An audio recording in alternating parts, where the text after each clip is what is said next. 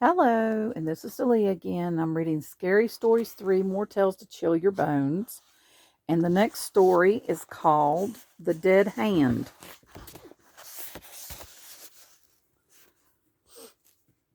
The village huddled on the edge of a vast swamp, as far as one could see.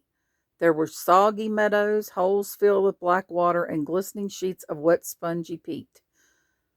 Skeletons of giant trees, snags, and the people called them rose up out of the muck, their dead branches reaching out like long twisted arms. During the day, the men in the village cut the peat and hauled it home to dry and sell for fuel. But when the sun went down and the wind sighing and moaning came in from the sea, the men were quick to leave.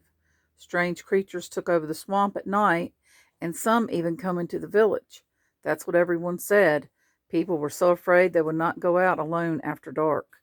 Young Tom Patterson was the only person in the village who did not believe in these creatures.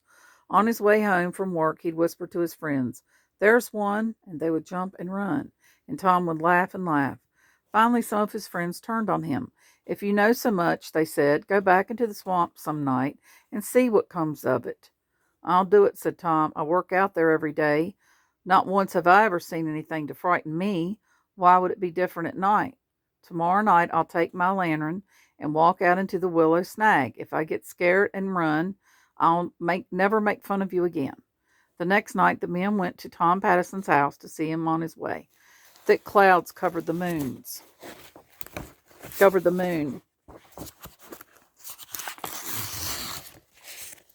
It was the blackest of nights. When they arrived, Tom's mother was pleading with him not to go. "It's all right," he said. "There's nothing to be afraid of. Don't be foolish like all the rest of the friends." He took his lantern and, singing to himself, headed down the spongy little path toward the Willow Snag. Ew. Some of the young men wondered if Tom wasn't right. Maybe they were afraid of things that did not exist. A few decided to follow him and see for themselves, but they stayed far behind in case he ran into trouble. They were sure they saw dark shapes moving about, but Tom's lantern kept bobbing up and down, and Tom's songs kept floating back to them, and nothing happened. Finally, they caught sight of the Willow Snag. There was Tom, standing in a circle of light, looking this way and that. All of a sudden, the wind blew out his lantern, and Tom stopped singing. The men stood stock still in the blackness, waiting for something awful to happen. The clouds shifted, and the moon came out. There was Tom again, only now he had his back pushed up against the Willow Snag, and he had his arms out in front of him, as if he were fighting something off.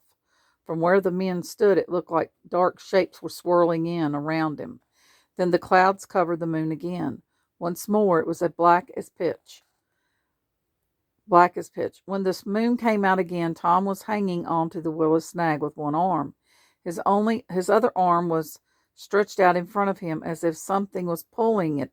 It looked to the men as if a rotting, moldy hand with no arm and a dead hand had grabbed Tom's hand.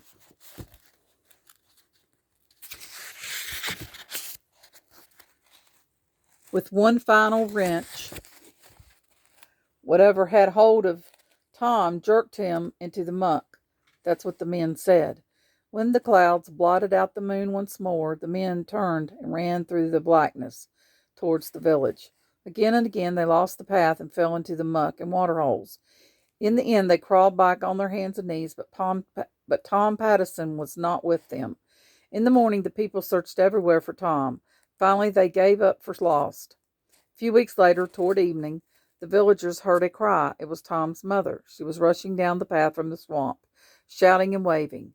When she was sure the villagers had spotted her, she turned and ran back. Off they went after her. They found young Tom Patterson by the Willow Snag, groaning and gibbering as if he had lost his mind. He kept pointing with one hand at something only he could see. Where his other hand should have been, there was nothing but a ragged stump oozing blood. The hand had been ripped clean off. Everybody said it was the dead hand that had done it, but nobody really knows. Nobody will ever know except Tom Patterson, and he never spoke another word again.